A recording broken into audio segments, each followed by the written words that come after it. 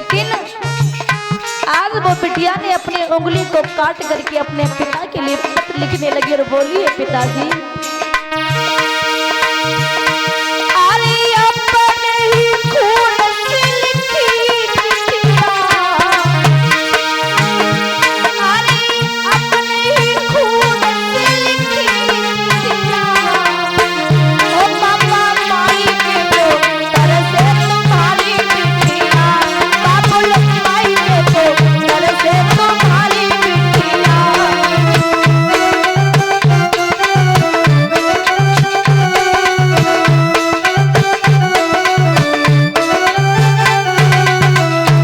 और बोली, पिताजी तुम्हें नहीं पता है मैं ससुराल में कैसे अपने जीवन को गुजार रही हूँ।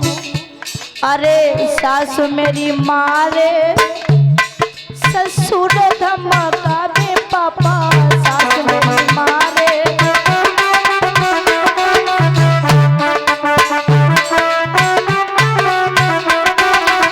पिताजी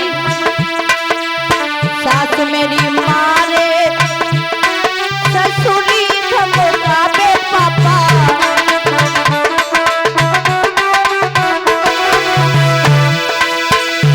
अरे ननद दिखावे तिल की पिपिया, अरे ननद दिखावे तिल की कटिया, ओ पापा माई के को तरसे तुम्हारी बिटिया, बाबू माई के को तरसे तुम्हारी बिटिया।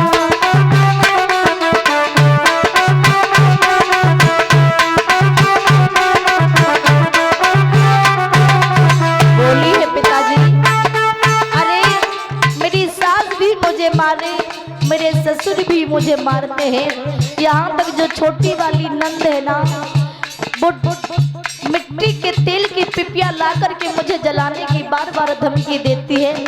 पिताजी आकर के आप मुझे यहाँ से ले जाओ, मेरे साथ में बड़ा ही अत्याचार हो रहा है।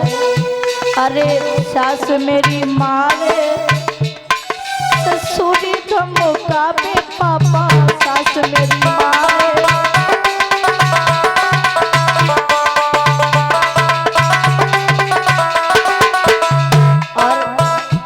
परीक्षा जी जो भी लोग हमारी बहन बेटियों के साथ में ऐसा करते हैं तो महाराज उसे नरक में भी जगह नहीं मिलेगी, क्योंकि बहन बेटियों को भी दर्द होता है, उन्हें भी पीड़ा होती है। महाराज वो भी तो इंसान है।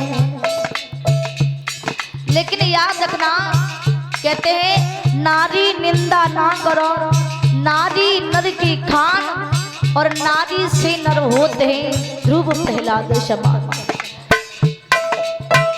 तो वो बेटी बोली है, पिताजी सासु मेरी मारे ससुरी धमका दे पापा, सासु मेरी मारे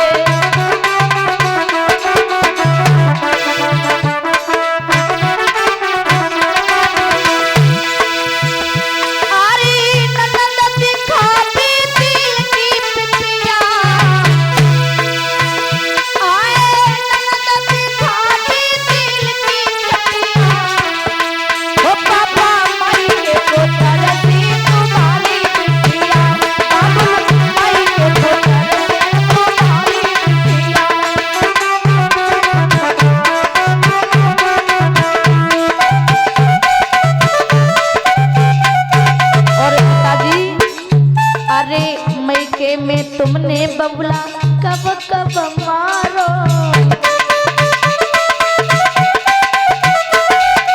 पिताजी जब तक मैं मायके में थी आपने मुझे मारने का तो बड़ी दूर की बात नहीं, कभी मुझे डांटा भी नहीं, लेकिन ससुराल में ऐसा कोई दिन नहीं है जिस दिन मैं पिटती नहीं हूँ। अरे मायके में बबुला तूने कब कब मारो।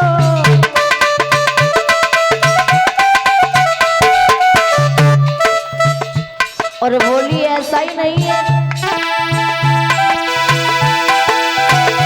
अरे ननद दिखावी तिल की पिपिया, ओ पापा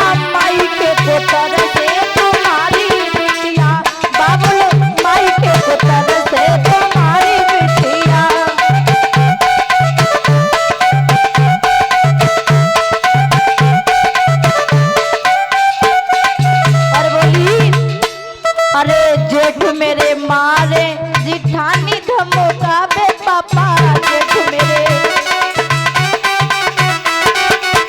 जेठ मेरे मारे जिठानी धमकावे पापा।